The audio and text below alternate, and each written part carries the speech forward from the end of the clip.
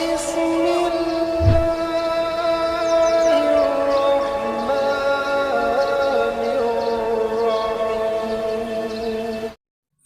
Assalamualaikum warahmatullahi wabarakatuh.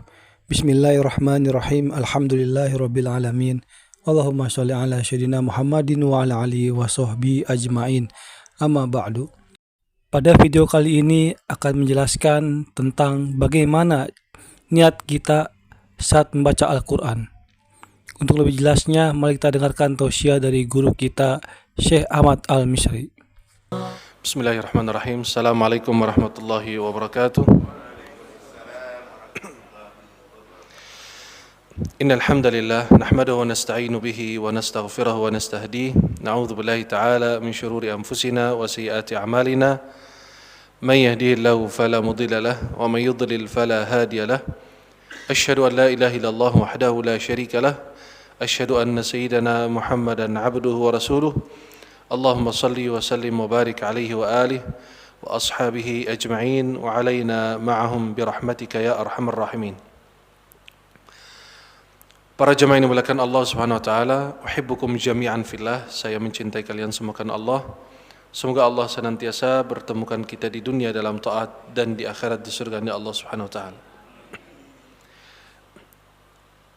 Alhamdulillah, selepas bulan Ramadan kita beribadah, berdoa, bermunajat, puasa Ramadan, melaksanakan salat tarawih dan ibadah-ibadah lainnya. Semoga apa yang kita lakukan dan apa yang kita laksanakan selama bulan Ramadan insyaallah diterima dan dikabulkan oleh Allah Subhanahu wa taala.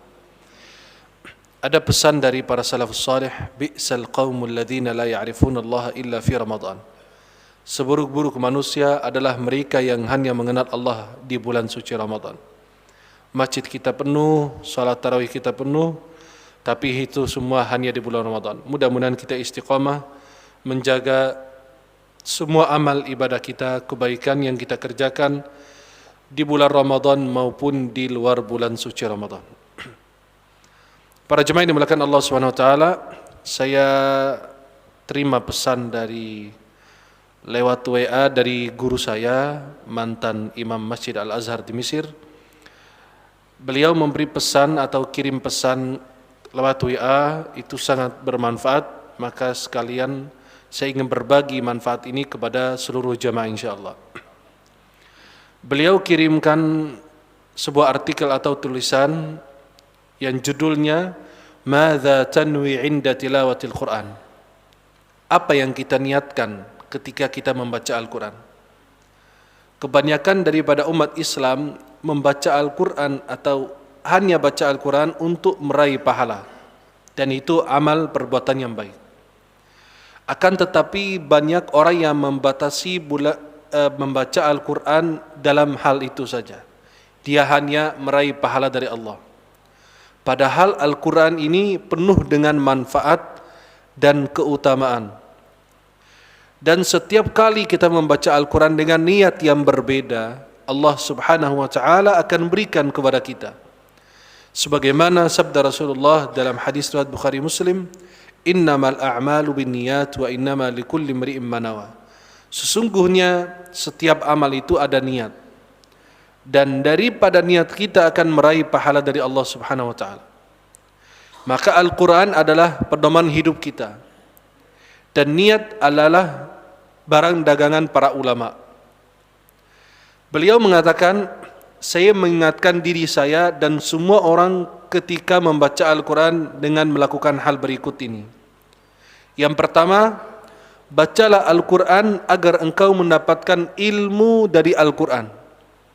Dan ilmu tersebut bukan hanya sekedar diketahui, akan tetapi sekaligus diamalkan. Karena ilmun bila amal kasyajarin bila thamar. Ilmu tanpa amal sama dengan pohon tidak berbuah. Maka Allah Subhanahu wa taala berfirman di dalam surat Al-Baqarah, "Ata'muruna an-nasa bil birri wa tansawna anfusakum wa antum tatluna al-kitaba afala taqilun." Ulama tafsir mengatakan ayat ini turun kepada Bani Israel, tapi khitabnya, pembicaraannya kepada ulama mereka, menyuruh orang-orang tersebut melakukan kebaikan tetapi dirinya sendiri tidak melakukannya.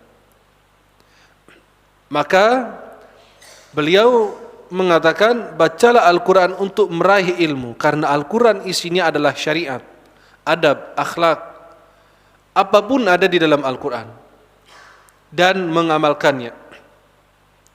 Bukan hanya sekedar kita membaca Al-Quran, tetapi ditambah dengan kita mengamalkan, itu baru bermanfaat buat diri kita. Yang kedua, bacalah Al-Quran dengan niat atau tujuan mendapatkan hidayah dari Allah. Karena Al-Quran ini hudan lil muttaqin.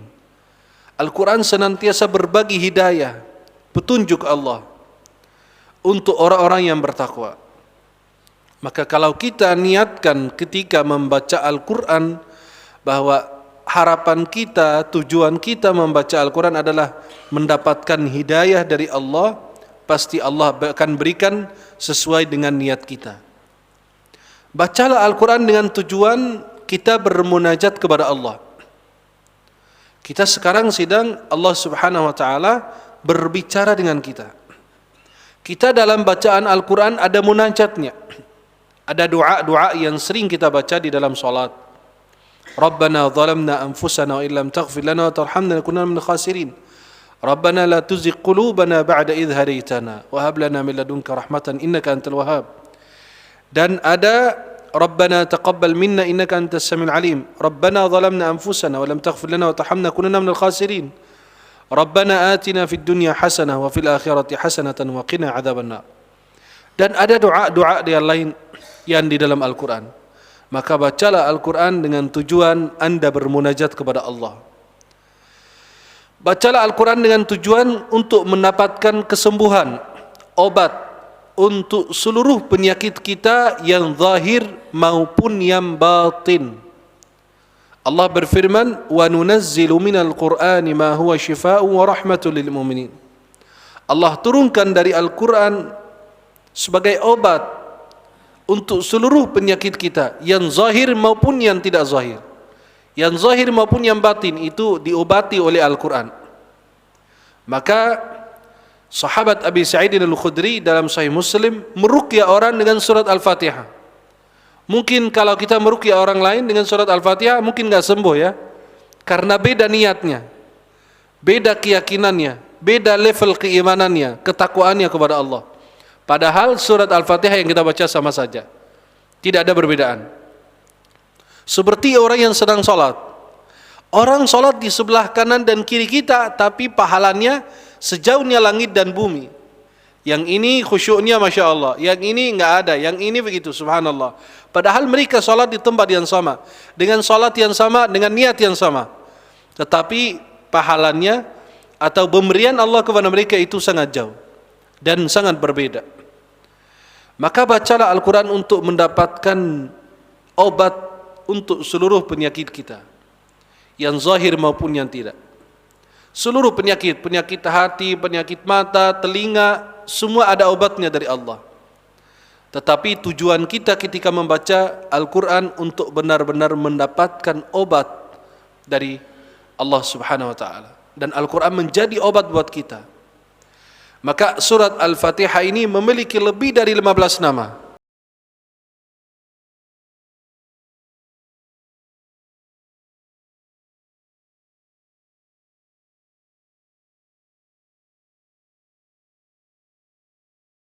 Ceritakan oleh Imam Qurtubi dalam tafsir beliau.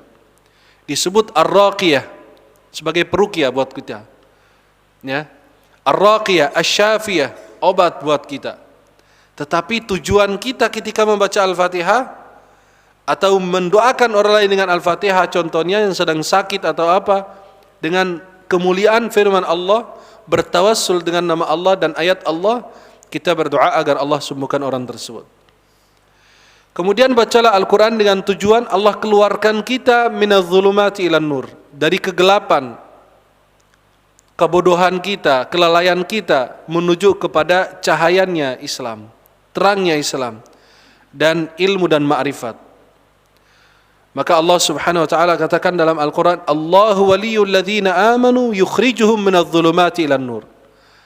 Allah Subhanahu wa taala waliyul ladzina amanu, mengeluarkan orang-orang beriman dari, mengeluarkan orang-orang tersebut dari minadh-dhulumati ilan nur, dari kegelapan jahiliyah menuju kepada terangnya atau cahayanya Islam dan iman. Bacalah Al-Quran karena Al-Quran sebagai obat untuk hati yang keras. Hati kita yang sedang keras, kalau ingin dilembutkan oleh Allah Subhanahu wa taala, coba perhatikan. Obat kita adalah di dalam Al-Quran. Dan di dalam Al-Quran ada tuma'ninatul qalb, ketenangan batin kita dan hati kita. Ala bidzikrillahi tatma'innul qulub. Imam Sufyan mengatakan, inda dzikris salihina tanzilur rahmah. Imam Sufyan mengatakan dalam kitab Hilyatul Awliya Abu Nu'aim al-Asfahani, ketika kita menyebut nama orang saleh, turunlah rahmat Allah. Bayangkan kalau kita sebut nama Allah atau baca firman Allah Subhanahu wa taala, pasti rahmat yang berlipat-lipat akan turun kepada kita. Pasti ketenangan di batin akan dirasakan. Coba kalau kita sedang galau, sedang punya permasalahan, apapun permasalahan kita. Coba Anda ambil wudhu, sholat 2 rakaat, kemudian duduk baca 5 menit saja baca Al-Quran. Pasti kondisi hati kita akan berbeda sebelum kita membaca. Kenapa? Karena Allah turunkan ketenangan buat diri kita. Dalam Sahih Muslim dari Abu Hurairah, tidaklah duduknya satu kaum berkumpul di satu tempat, di satu majlis, mereka duduk membaca Al-Quran, mentadarusi artinya, kecuali Allah turunkan ketenangan buat mereka.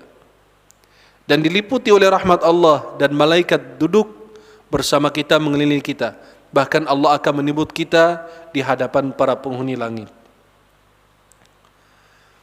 Dan ketika kita membaca Al-Quran dengan tujuan Allah memakmurkan hati kita, sebagaimana masjid dimakmurkan, hati kita juga harus dimakmurkan. Masjid dimakmurkan bukan hanya dengan kita membangun masjid yang megah, yang bagus, tidak, tetapi diisi dengan kegiatan-kegiatan ibadah. Kita ikut serta dalam ibadahnya, apa kajiannya, apa sholatnya, dan seterusnya. Maka kalau kita makmurkan hati, sebagaimana kita memakmurkan masjid, memakmurkan hati dengan sifat-sifat yang dicintai oleh Allah, sifat-sifat yang diridai oleh Allah Subhanahu wa taala. Inilah kita memakmurkan hati kita. Bacalah Al-Quran dengan tujuan bahwa ini adalah hidangan Allah untuk kita di muka bumi. Ya, sebagaimana kita menghidangkan makanan untuk tamu agar dia menikmati makanan tersebut. Inilah hidangan Allah untuk kita di muka bumi yang harus kita nikmati.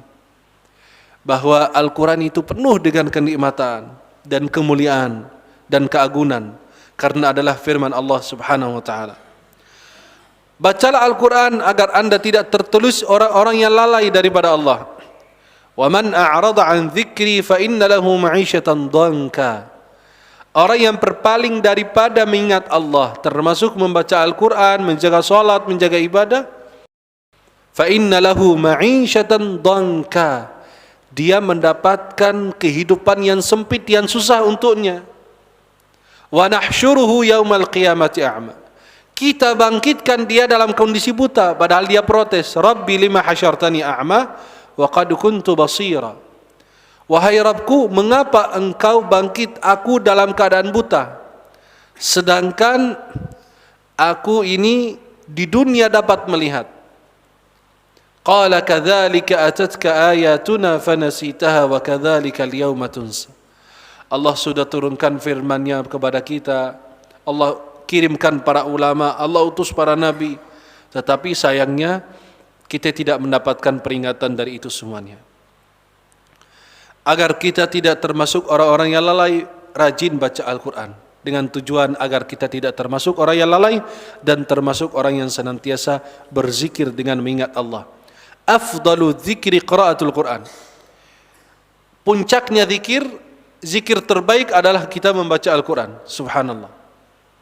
Orang yang sedang zikir subhanallah walhamdulillah, itu zikir lebih afdal adalah dengan dia membaca Al-Quranul Karim. Bacalah Al-Quran dengan tujuan Allah menambahkan keyakinan dan keimanan kita kepada Allah, menguatkan iman kita. Orang yang rajin baca Al-Quran, Allah kuatkan imannya, bahkan imannya akan terus bertambah. Karena kalau kita dalam kondisi taat, iman kita akan bertambah. Kalau kita dalam kondisi maksiat, maka iman kita akan berkurang. Maka Nabi SAW bersabda, la yazni zani hina yazni wa huwa mu'min. Tidak ada orang yang berzina kecuali dia tidak dalam keadaan iman. Kalau dia sedang berzina, dia tidak dalam keadaan iman. Kenapa?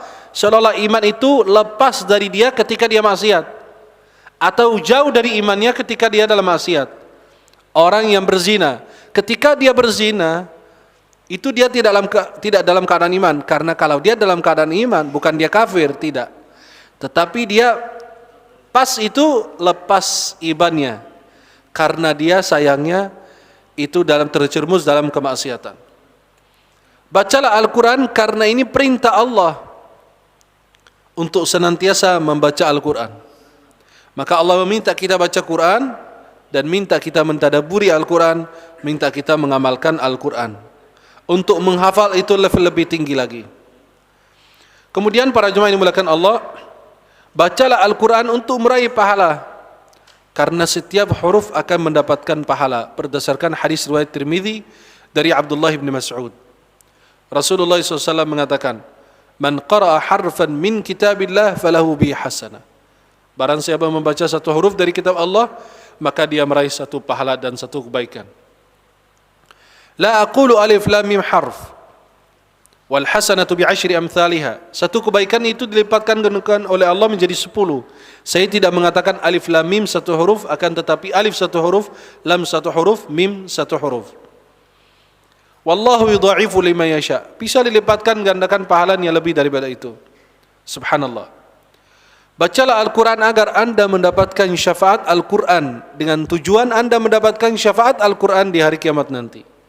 Hadis riwayat Imam Muslim dalam sahih beliau dari Abu Umamah Al-Bahili, Iqra'ul Qur'ana fa innahu ya'ti yaumal qiyamati syafi'an li ashabi. Bacalah Al-Quran karena Al-Quran akan datang di hari kiamat berbagi syafaat untuk mereka yang rajin membaca Al-Quran. Bacalah Al-Quran dengan tujuan karena ini wasiat Rasulullah SAW. Nabi berwasiat kepada kita dalam hadis riwayat Bukhari dan Muslim dari Aisyah radhiyallahu anha, alladzi yaqra al-Qur'ana wa huwa mahirun bihi ma'as safaratil kiram al-barara. Orang yang membaca Al-Quran dengan fasih dan lancar, dia bersama para malaikat Allah yang mulia. Dan orang yang terpatah-patah membaca Al-Quran, dia akan mendapatkan 2 pahala dari Allah Subhanahu wa taala. Semoga kita senantiasa membaca Al-Quran dan terus-menerus dekat dengan Allah Subhanahu wa taala, dan senantiasa menjaga amalan kita agar dicintai dan diridai oleh Allah Subhanahu wa taala.